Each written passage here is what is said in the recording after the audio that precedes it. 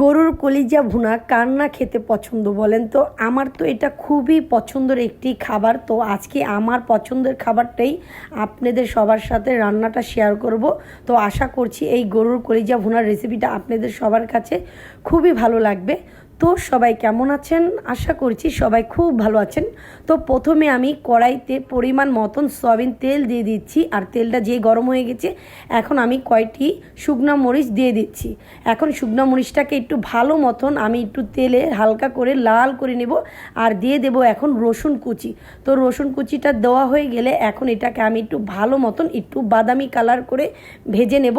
আর এখন দিয়ে দিচ্ছি পরিমাণ মতন একটু পেঁয়াজ কুচি। তো পেঁয়াজ কুচিটা একটু বেশি দিয়েছি, কেননা এটা কলিজা ভুনা, তো যার কারণে আমি পেঁয়াজ কুচিটা একটু বেশি দিয়েছি।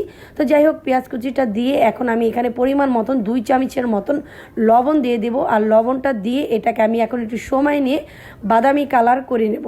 তো এই তো বাদামি কালার হয়ে গেছে। এখন আমি দিয়ে দেবো এখানে কয়টি মশলা। তো প্রথমে দিয়ে দিচ্ছি দারচিনি, এলাচ, লবঙ্গ, আর দিয়ে দিচ্ছি তেজপাতা। তো এগুলো দিয়ে এখন আমি একটু দিয়ে দিচ্ছি 1 চামচের মতন হলুদের গুঁড়া, 3 চামচের মতন ধনিয়ার গুঁড়া, 2 চামচের মতন মরিচের গুঁড়া, আর দিয়ে দিচ্ছি আদা রসুন বাটা।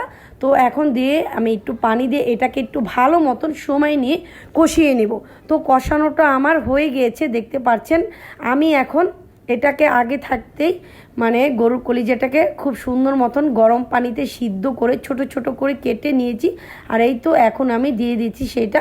তো এটাকে এখন আমি দিয়ে ভালো মতন মশলার সাথে লাড়াচাড়া দিয়ে খুব সুন্দর মতন মিশিয়ে নেব।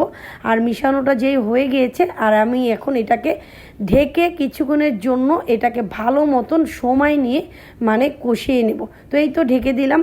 তো এই তো কিছুক্ষণ পরে দেখতে পাচ্ছি মাশাআল্লাহ খুব সুন্দর মতন এটা কষানো হয়ে গিয়েছে। এখন আমি এখানে দিয়ে দিচ্ছি কয়টি আস্ত কাঁচামরিচ, দিয়ে দিচ্ছি 2 চামচের মতন জিরা ফাঁকি। এখন এগুলাকে দিয়ে আমি একটু ভালো মতন লাড়াচাড়া দিয়ে এটাকে একটু ভালো মতন আবার একটু কষিয়ে নেব, কেননা এটা এখন পর্যন্ত ভালো মতন কষানো হয় না। কলিজা জিনিসটা যত কষাবেন অত খেতে মাশাআল্লাহ খুবই মজা লাগে। তো এটা আমি ঢেকে দিচ্ছি যেই পর্যন্ত তেল ছাড়া না পর্যন্ত এটা আমি ভালো মতন কষিয়ে নেব।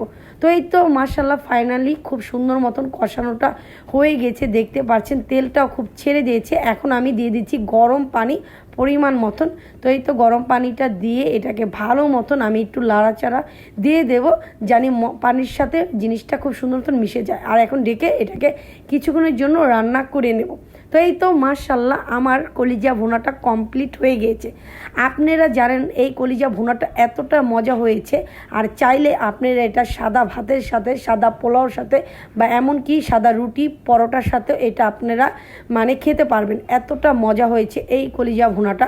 তো যাই হোক, আজকের এই কলিজা ভুনার রেসিপিটা কার কার কাছে ভালো যদি লেগে থাকে সেটা অবশ্যই আমাকে কমেন্টে জানাবেন। তো ভিডিওটা আজকের মতন এই পর্যন্তই। সবাই সুস্থ থাকবেন, ভালো থাকবেন। আল্লাহ হাফেজ।